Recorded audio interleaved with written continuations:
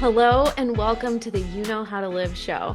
My name is Kate Hammer, and in just a moment, we will have Liz Vaccariello with us. Liz is editor-in-chief for both Real Simple and Shape magazines. Real Simple is one of the premier brands in women's lifestyle space with a print and digital reach of nearly 21 million. Meanwhile, Shape has been in print for 30 years and continues to be the go-to authoritative voice for active women. Liz previously led many of media's most recognizable brands, including Parents, Prevention, and Reader's Digest. Yep, she's pretty amazing. Wherever you're listening or watching from, I'm so glad that you're tuned in and hanging out. I hope you're ready for my favorite combination of things, hopefully a bit of entertainment, and of course, some takeaways to improve how you work and play and do all the things you do in between. Please take a moment right now to subscribe, follow, leave a comment, or give a 5-star review so that we can stay connected. And with that, let's bring in Liz Vaccariello. Liz, thank you so much for being here today. I'm so excited to talk with you. I am such a fan. I love that we're still meeting virtually, but we're having a much more intimate conversation than we do on Instagram. I'm the biggest Kate Hammer fan in the world. Oh my goodness. Okay. I'm going to just need a moment to get over that. Woo! Well, all right. While you're taking your moment, do you remember Kate Hammer being in I think this is the August issue of Real Simple. Oh my goodness. Issue, Kate Hammer, #1 tip. Love it. We're getting more Kate Hammer in the world. I mean, our brands are so like aligned, making life better, making yourself better, making things easier. It feels right. This you and me thing. I love that so much. And I totally feel the same way. Absolutely. And we're going to dig into that a ton. I have some great questions for you about how Real Simple does exactly that, how you show up for people and how they solve their everyday life troubles. And so let's start just by explaining that. Okay. Liz is both the editor-in-chief at Real Simple and also Shape magazine. Yes. We imagine this is quite wild. Can you share with us what a typical day looks like for you? Oh gosh, there is none. In fact, this morning I did a meditation about like finding your best self in your workday, and it was asking me to think about a typical workday, and I absolutely do not have one, which is one of the reasons I love my job. I'm happiest when I'm in a story, in a problem, in a project, in an issue, and I'm thinking through like the magazine-ness of it all. Like, is it telling the story? Is the layout working? Whatever. That's when I'm in my zone. But I'm often writing. I'm often Instagramming, just sort of behind the scenes about Real Simple. I love to work out, so I'm living the Shape lifestyle. Lots of meetings with the brilliant people who work on Shape and Real Simple and actually create the beautiful, amazing, helpful content in both publications. I mean, I'm just like the conductor. They're the geniuses. So I spend a lot of time talking and reading and writing. Yes, actually, I love that. I love that metaphor of a symphony. And Yes. you're the conductor, but you have all of these people in front of you who are so talented and working so hard, and all in this very synchronous, harmonious way. I love that. So, in order to make it all work, do you have any strategies or tools that you use in order to get your most important and critical items done every day? Well, I always try to do the most, once I sit down for work, I try to do the most difficult or distasteful or complicated thing first. I read somewhere, I think it was in Cosmo magazine like 400 years ago. Yeah. That like it creates momentum in your day. Like make the phone call that you're dreading making. Yeah. Like write the thing, the email that's like been hanging over you for 3 days. Like just get it out of the way. So in theory, that's what I try to do. And I feel like that creates pretty good momentum. I find that I'm a morning person and then an early evening person. And this pandemic has opened up, like, I don't know what I'm going to do when I can't take my 4 p.m. to 6 p.m. nap. Like, maybe I should just like have the team like nursery school when we're back to work. I'll be like, okay, this will be quiet time, 4 to 6. You can either go home or I'm going to nap. But like, and then I pick up and I do work at the end of the day. And that's when I'm I'm best able to focus. So knowing my, I guess, biorhythms. Yeah. Yeah, I feel like this pandemic and so many of us working from home has really given us that opportunity to figure out what our, as you say, biorhythms are. Mhm. Usually when we're in the office, we're used to having to adhere to a very explicit schedule, but now we're kind of getting a chance to feel that out. Like, Yeah. how does it affect my work if I actually do my exercise at lunchtime, for example? Because Mhm. maybe when I take my shower, it doesn't matter all that much all of a sudden. Precisely. Yes, I love that. Okay, so when I think about what Real Simple offers, it's all about solving everyday problems for women who aspire to live well, just actively seeking to improve their quality of life, seeking out those resources, those tips, those hacks.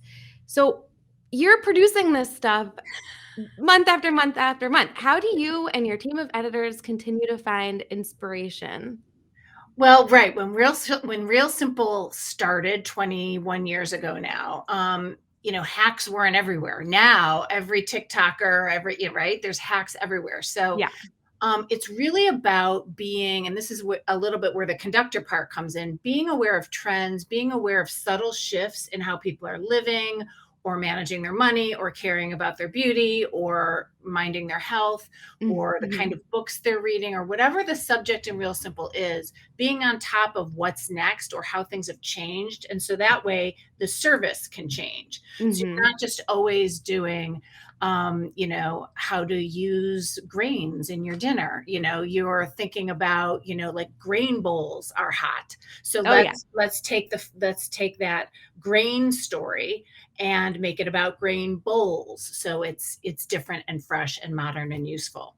So always, and it's tough because Real Simple covers every area of a woman's life, from travel, I said them all, finances getting even better, work, life balance, family, all of it, and food, eating. And so I need to be on top of trends in almost every lifestyle area, which I love. I love research. I Mhm. love data, and I seek that insight and that feedback, not just from the McKinsey reports that are coming out, although I do digest all of that, right? Mhm, And the mhm. big corporations that are saying, forest resorts are big in travel, right? So I see that, but also really getting into looking at comments on social media, what people are saying to each other, not just in the Real Simple world, Yeah. but what is lighting people's fire apolitically. I'm not talking about politics or anything. I'm talking about, we're a respite from all of that. Gotcha. Oh, yeah. I mean, it really is quite a feat. I mean, especially when I think about the print side, because you're making decisions and trying to tune into what is going to be true 8, 9, 10, maybe even 12 months from now. Exactly. Exactly. So a good example is, and we're not breaking life breaking news, like life saving news. So we don't have to worry about that. The website does. But for example, Halloween's a perfect example because we have to shoot next year's Halloween this year because there's only 45 days in the year, and people who work on magazines know this, that you Uh-huh. can get a real pumpkin. Other times of the year, you have to get the mini fake pumpkins, right? But It's not the same. right, so you have to. Every magazine shoots their next Halloween story, and so we were noticing the rise in succulents, right? And that succulents were trending, and so we decided, in knowing that succulents aren't going to go anywhere, for this October issue to do how to make pumpkin and succulent work with pumpkins and succulents to make centerpieces. Small idea, but Ooh. like thinking ahead about Yeah. what we might be able to do. Yeah, I love that. That is so fun. Okay, so yes, you're giving us new ideas. You're helping us solve problems. I mean, you said you're not saving lives, but I don't know. I could argue to the contrary. There's a hair cream that was mentioned, and I believe it was either your June or July issue that I bought and has changed my life Oh dramatically, my I feel. gosh. Well, see, that's the nuance, Kate. You hit it on Yeah. the head. Thank you. I want to thank you. Um, Yeah. This is, we're not saving lives like making vaccines, right? But we are Right. changing lives. That I hear this all the time with Real Simple. They say, I read 15 years ago in Real Simple to always keep a pair of reading glasses in next to every chair in my house. And I have done that.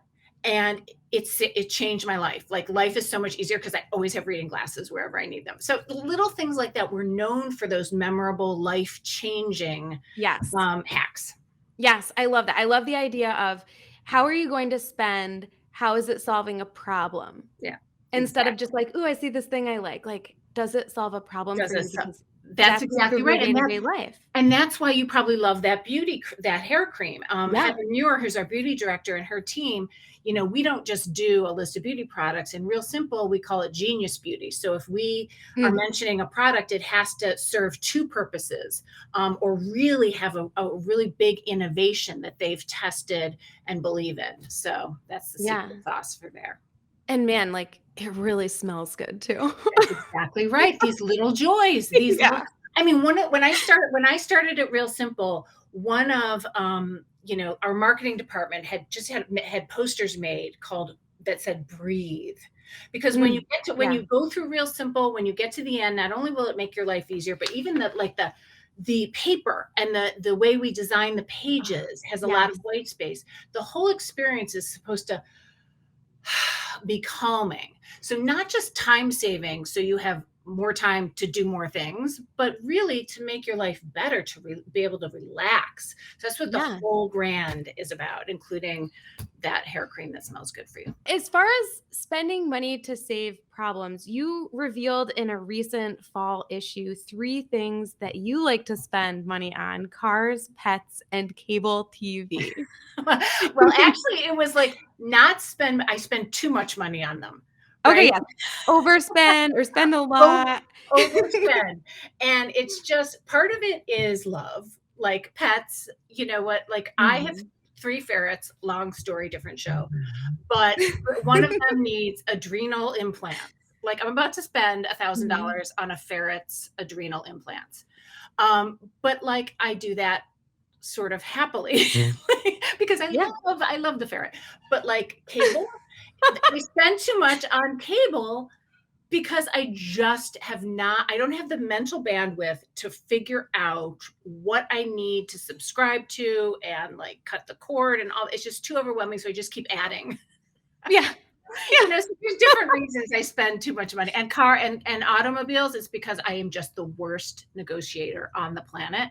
You Mm. would think that like being big boss lady, I would like be able to negotiate. I've walked into every car I've ever bought or leased, every auto uh, showroom, and walked out either spending sticker or a little more. Like I'm terrible. I'm terrible at Oh, yeah, negotiating. because then they have to add in the custom floor mats, and Of what are you gonna course. do? Get some generic floor mat I'm that so won't fit, convinced. right? I'm so right, right. The spray that's going to keep robbers away. Like, yes, for $1,000, put that on the car too. Yeah, Yeah. Yeah. But assuming we can't overspend in every category right. of our lives, what's your advice to other people on choosing the right things to splurge on for Yeah. them? Yeah. Um, you know what? I feel one trick I always use, whether it's seeing an outfit in a store, on a piece of jewelry, on a in a little boutique in Rome, I if something delights me, Mhm. um, and it's not something I've committed my budget to. Mhm. I I always wait at least 24 hours. I walk away, I shut it down. I don't like put a pin in the map so I can find it again, right? Um, and if 24 hours, 78 hours, a week later, I'm still thinking about that sweater or that ring or whatever it Mhm. is, Mhm. then it's time to then it me that is that meaningful. It's not that impulse purchase. So Mhm. always checking in with yourself about, is it going to be worth the bummer when you get the credit card statement, right? Can you Yeah. afford it or can you not? So Yeah. that's a little trick. But I find that some of and we've all, I think, hopefully found this. Those of us who've survived the pandemic, intact, so to speak, you know, some of the biggest joys cost nothing. And Mm. living a life of gratitude, living a mindful life, like my daily walk with Milo, looking at how the leaves are changing every single day, like that to me, that is a completely free, it's Mhm. time spent, but it's a free moment of joy. So it's not always things, it's often experiences, connections, and all that. And it sounds so woo woo, but it's so true. So tuning into that has been really helpful for me in the last maybe 10 years or so. I love that. Actually, that would be a wonderful exercise to do on some afternoon when you're just not feeling great about where you're at. Like, write down all of that. How did you say it? Your free joys, your free, Yeah. what did you say? Yes, yes.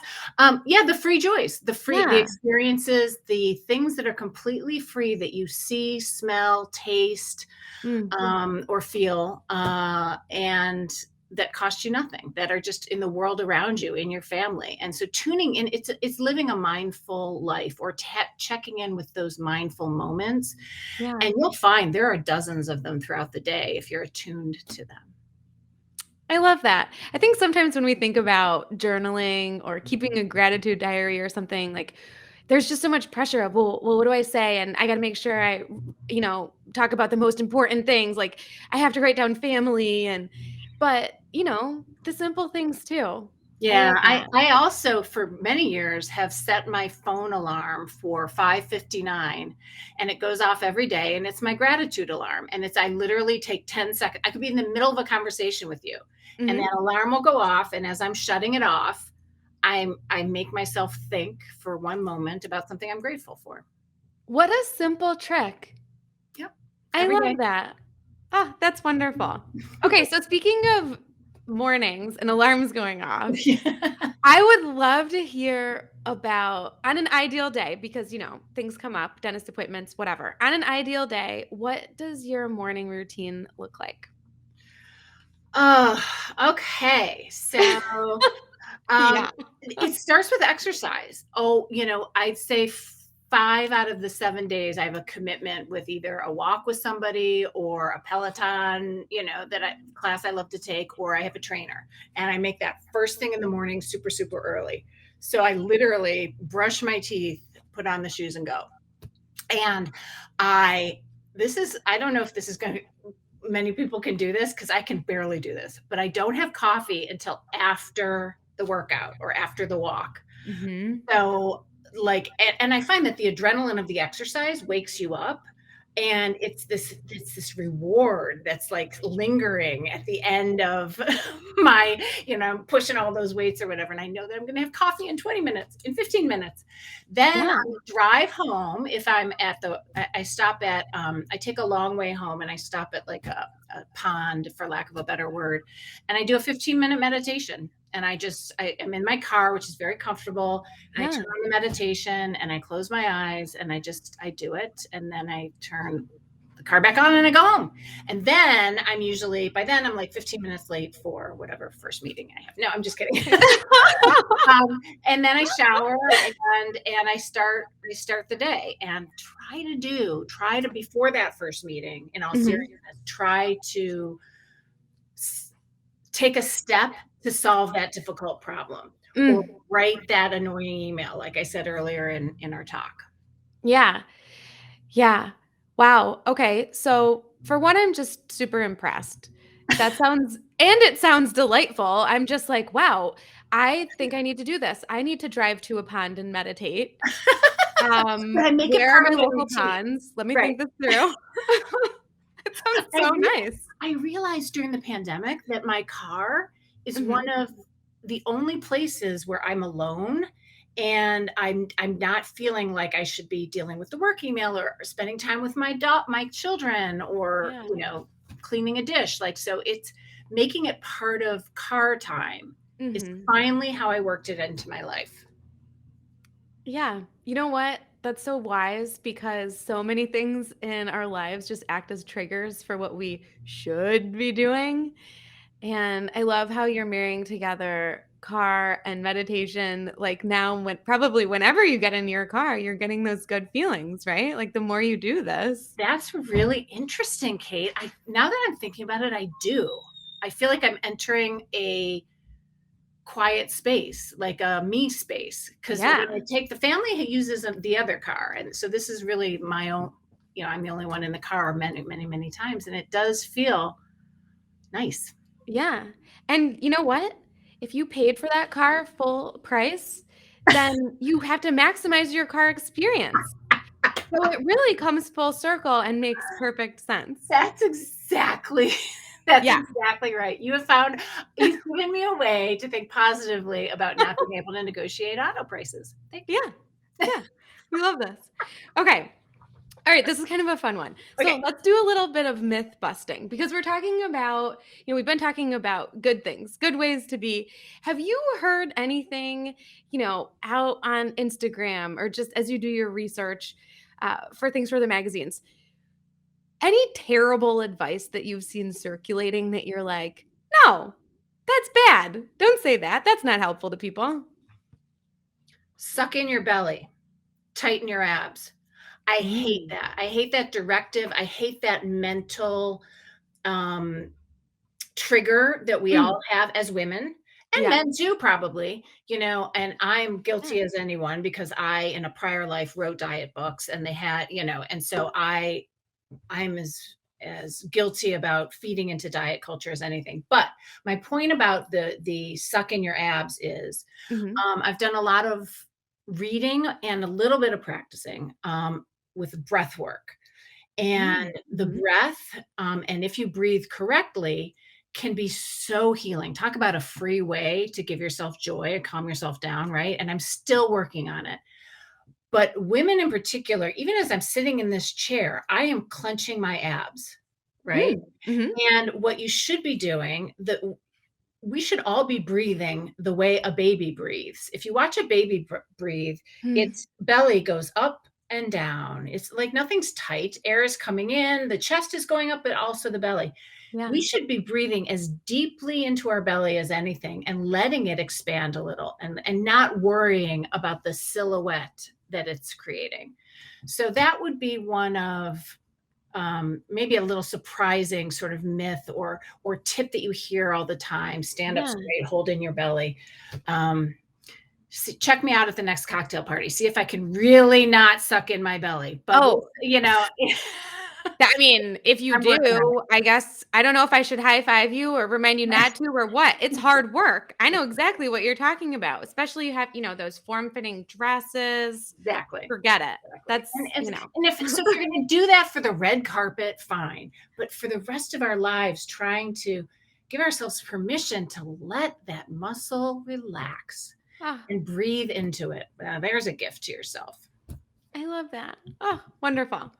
Okay, Liz, we're going to jump into two very short, fun segments. Okay. Here we go. All right. So the first segment we're going to do is called This or That. So I will give you two options, and I just want you to tell us which one you're more inclined toward. Okay. Ooh, I'm scared. Okay. Yeah. Okay. All right. So the first one is read a book or listen to a playlist. Read a book. Okay. I am who I am, or I'm always evolving.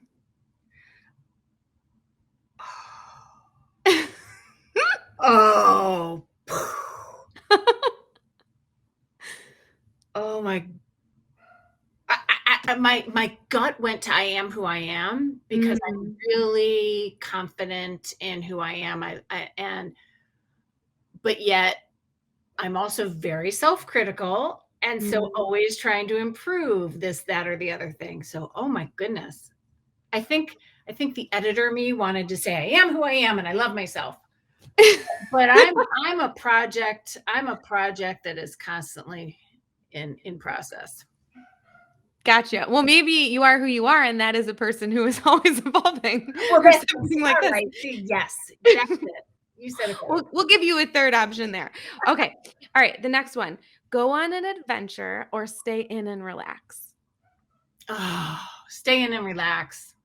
I love the adventures. I go on safaris. Believe me, I love a good adventure. but I am an introvert and I love to just relax and read and be. I love Yeah. quiet. Yes. Okay. Rewatch favorites or search for a new show? Search for a new show. Okay. I'm not somebody who watches movies twice, even ones I loved. Yeah. Or, I'll watch. No, yeah, I go to a tried and true sitcom, for example, Uh-huh. but I want a new episode. If I've Yeah. seen it before, I have the urge to try something new. Awesome. Okay. All right. The more the merrier or more fun with fewer? More fun with fewer. Love a small group. Here for humor or please be serious? Here for humor. Awesome. Okay. I do have to comment. If you are not following along with Liz on Instagram, and her handle will be in the show notes, you must do this. She mentioned she was recently on a safari and she shared quite a bit about that. Liz, there was some sort of ape that you were particularly tuned in on. What was it? Was it gorillas, I chimpanzees? went to Rwanda and I trekked up to see the mountain gorillas in the Virunga Mountains, which Uh-huh. are, they're different from lowland gorillas. So we spent 2 days trekking up that mountain and seeing them. You get an hour at a time. So yeah, that's in my highlights. Yeah. Oh, But it's saved. what's that? So it's saved. People can It's still safe, see yeah. it. So Oh, that like there's lions. I have different ones in my highlights. Lions, giraffes. I love giraffes. Went to a place called Giraffe Manor. It was amazing, where they like literally lick your face. But my Instagram is really kind of like making fun of myself and my husband. Like you'd think that I would have this perfect house, but yet I have what I call hashtag clutter husband. Like he's neat and he's like amazing, but he never met a surface that he didn't want to cover with piles of things, right? And I, being this introvert, liking quiet, mhm. I'm so sorry to say this, I'm not a Halloween person. And he, little did I know, loves Halloween. We've been together 30 years. And until we had kids, I didn't know. Our entire house is filled with monsters. He puts out on November 1st this display that's in the state newspapers. Oh, wow. And on Halloween night, he has a haunted house that he builds and fills with characters and smoke. And it's different every year for the kids on the street. Like he's absolutely insane. And it triggers my introvert thing. And so I just, rather than just being like this for a month, I'm Uh-huh. on Instagram, I'm just making fun of it constantly, how I'm like meditating. And there's this larger than life, like monster over me in my You house just that I just painted. totally, but you have to find your relief. And so It's if to it's find through humor. humor, so be it. We love That's, this. that's Yeah, Liz, you shared more about this particular take on your husband's belongings in the September issue.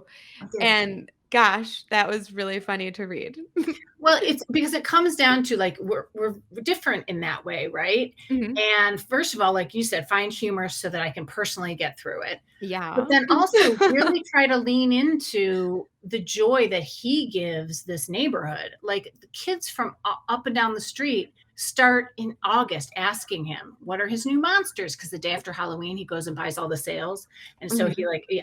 And Oh, he keeps adding. he keeps adding every year. Every Mm. year he keeps adding. You have no idea. It's enormous. And he loves it and he gets great joy out of it. So I try to reframe it in my head, and the column's about reframing it and appreciating the fact that he leans into this hobby of his, right? The fact that Mhm. he's bringing joy to the neighborhood, the fact that he's being sort of really real simple about how he organizes all of his Halloween. Like our entire Oh, yeah. driveway is filled with these huge toters, and one is labeled monster heads and one is labeled, hands and feet, disembodied hands and feet. Like it's all very, very organized. He takes the batteries out every year at the end of the season. Like, Yeah. so in reality, it is real. So appreciating that about him. Yeah, absolutely. I think sometimes people would think, okay, well, if you have in a partnership someone who's introverted and someone who's extroverted, there's going to be tension there. It's going to be problematic. But actually, like speaking from personal experience, I'm the introvert in our crew and my husband is the extrovert. But I'm always like, thank goodness he's around or I might never leave this room. That's exactly right. I mean, have you read Quiet, which is the book about introversion? I want to give her credit where credit is due. Yes, Susan Cain. Susan Cain wrote the definitive book. It's about maybe 10 years old now, and it's defining introversion, and it's talking about everything you just said. It's talking about how she's married to an extrovert, how to complement the lifestyles, how it doesn't mean that you can't be public like we are. We're public facing people. You can't, it doesn't mean you can't find the energy to be up and to do this sort of thing. It's just how we're wired. It's just how much energy. It's just that you need to have downtime. And she talks about presidents. Clinton, an extrovert, could go all day long, handshake and talk and talk and talk. And Obama, an introvert. He needed every day, and if you read his memoir or Michelle's I memoir, did. I loved it. Yeah, every day he needed 2 hours of absolute quiet time to think and process and read. And so this helped me accept who I am, to our earlier point. Beautiful. The book Quiet. Yes, I'm adding it to the list. It sounds like something I should read, and probably my husband should read also. Yes. Just edify the relationship. To understand it. It's taken me 25 years of marriage to explain to Steve that this is how I'm wired. It's not just, I can't just get over it. Right? Yeah. And it's not about not liking people. It's not it at all. Yeah. That's right. Like we have a block party on Saturday, and Steve's like, okay, what's it going to be this year? Cause I've had a rough couple of weeks, and I was like, I don't know. I'm either going to stay inside and totally like not even go, or maybe I'll just go and like all day. Like, it just depends how I wake up that morning, and there's no telling. Man, it feels good to talk to someone who's on that same page. Yeah. And a lot of the mothers on the street are the same way. I've noticed as the block party has gone on year after year. We all show up with our little casserole or whatever, but an hour or two in, most of the moms are back inside, and the dads are out there grilling, and and one extrovert mom hangs till the very end of the night. Well, great. I mean, hey, if there's mutual understanding there, what a beautiful thing. Exactly. Yes. Exactly. Okay, Liz, we have one more segment, and it's called Rapid Fire. Okay. So just some quick questions. All right. I'm ready. And the first one, you might already know what you want to share because we just talked about it, or maybe it's something more recent. But what is something that you have read lately? Oh, I do. I read so much. Read lately. Oh my God. I literally read like 5 books in a week, and I can't. Yeah, totally. This resonates for me a ton because I'm a pretty avid reader as well. And when I get this question, I'm always like, hold on, let me pull up my Audible and my library e-reading accounts for a second. I do have a book. I have, because I give them all away in my free little library. I give them to staff members. Yes. I'll tell you 2 things. One book that was all the talk is Anthony Doerr's, Doerr, his new book. He wrote All the Light We Cannot See. Oh yeah. That was that big. So his new book, and I have had enormous trouble getting through that. So I will tell you that I stopped at page 150, and I'm going to start later, but that was not an easy one. But the book that I loved and got so into is The Beasts Among Us. It's coming out in the in the next couple of weeks. And I love a good, set somewhere where I've never been, which in this case was South Korea, character-driven literary novel where you really get to know people and a new place and maybe learn some historic politics or all that. That was very, very powerful. Yes. Oh, wonderful. Okay, so we'll have to look out for this one. Okay. What's a favorite thing right now? Maybe a product, an app, or a tool, something that you've been using and loving that you'd recommend to a friend? I would say Kosa tinted facial oil. Kosa. Heather Muir suggested it for me. I didn't want like that big foundation. That, particularly during the pandemic, but I wanted a little bit of coverage and a little bit of glow. And so that's what I would recommend. That sounds lovely. An oil. Yeah, it's a facial oil. And I thought it would be too oily, but it's not. It's perfect, actually. And I think my creative director uses it too, because we both Peloton. And so then we've got to cover up the red, right? We Oh, shower, but we're oh still yeah. red. And it has nice coverage, but a little bit of glow. It's lovely. Oh, okay. All I'll right. send Now you the you're link. speaking my language. Okay. And probably for anyone who's listening too, because we all know what that feels like. Yes. We're trying to be awesome and fit in our workouts, but there is this period of redness that is very real. Yes. So we need the COSA. Let's get it. Okay. Okay. I'll give you the link. I hope I'm not mispronouncing it, but I'll send you the link. Okay. What is something people would be surprised to learn about you? My life is really an open book, thanks to Instagram. It would probably be the extent to which I'm self-critical and the extent to which I can get stuck in negative self-talk, because I talk a good game about how other people should, be positive and all of this, but I'm the first person to ruminate over, oh, did I talk to everybody I should have at that cocktail party? Did Yeah. I resting face when I was on that Zoom? Was I listening intently enough when my child was telling me that story? Like, I constantly like doing that. So the self-criticism. Oh, yeah. Man, I feel that. We I all have it. do. We all have it. At least I let my belly out now. Yeah. Yeah. Well, yes, if you wonder back, now did I let my belly out? Yeah. Box Did I check. look at, like, I've just given up all of it. Did my belly look big in that photo or in that meeting, or forget it. Forget it. I don't care. Oh, goodness. Yeah, absolutely. Sometimes we tune in on these things about ourselves that we wonder, like, who noticed? And I think there's one person probably almost every time, and it's just us. That's us. Yeah. It's so true. Nobody was paying the attention to you that you wish that they were. No, Right. because we're all worried about our own appearance and what we said or didn't say. And yeah, Mhm. absolutely. Okay. Finish this sentence. Love You'll these. never see me. You'll never see me in jeans. Oh, what? I feel so uncomfortable in blue jeans and haven't worn them in, or even black jeans, in maybe 20 years. Is it the feeling of denim? What Yes, is it's the what okay. feeling of denim. It's I know my body shape, right? And I know what feels comfortable, what I can move in, and Mhm. what's flattering. I've got an hourglass situation happening. I mean, it's not an hourglass, but it's an hourglass, right? Um, There are curves. Right, there are curves, and jeans just make me, I feel in jeans as if I'm a stuffed sausage.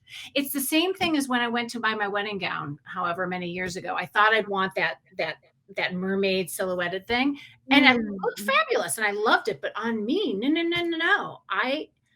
It just wasn't the dress for me. So I wound up getting like tight bodice and like just a tulle skirt. So I'm a dress person. I'm a yoga pants person. I'm a wide legged pants person. But you're never going to see me in a pair of jeans. Interesting. Well, wide legs are certainly having a moment right now. Thank God. It's a fun shape. Right. And I'm with you. And you know what? That wedding dress story, I hear you. Because Like we see what you think you want oh, versus what is your dress. absolutely. Because all of the examples we see as we're pouring through, wedding magazines and whatever, like the imagery that's out there, Right. there is this particular svelte, Right. long, lean body type. And so Right. we're comparing the styles on this kind of similar body type, or at least it used to be that case. Like for Yeah. me, I was married a decade ago. I think now people have the advantage of seeing all sorts of clothing on all sorts of bodies, which is a wonderful thing. But Right. for some point in time, that was not the case, and so we would think to ourselves, "Oh, yes, I wanted this, like, Grecian gown look," Ooh. Ooh. and I thought, "Oh, yeah, this is gonna be it," but I'm 5'4", and I'm pretty curvy too, and it was not it, and It I was went not with it. yeah, I And went with you go with, when you put it, it's like say yes to the dress. Like, you yeah, know it when you put it on. yeah, You know it.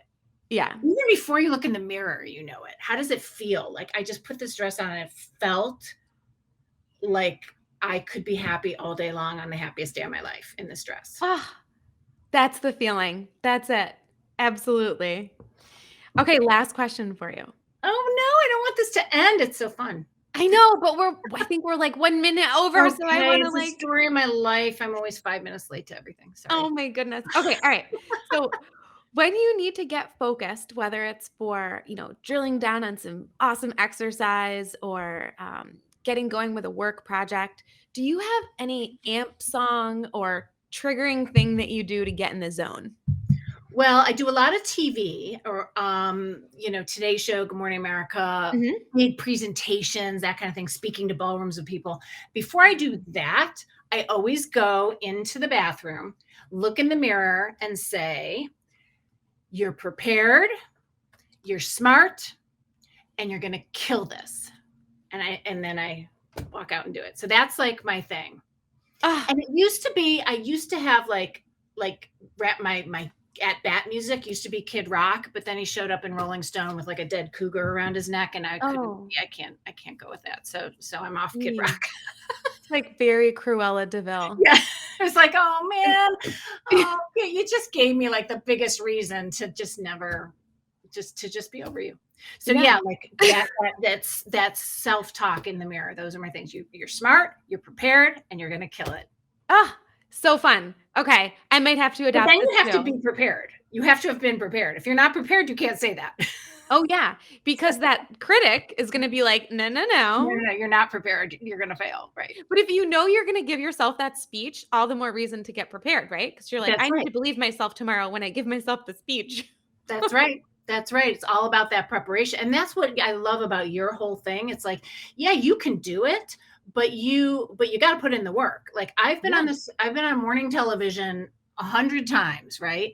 I still there's no script, but I still practice what I'm going to say, and Mhm. I practice it comes out of my mouth. I just don't read it. I stand there and I pretend I'm on set like at least 20 times the night before.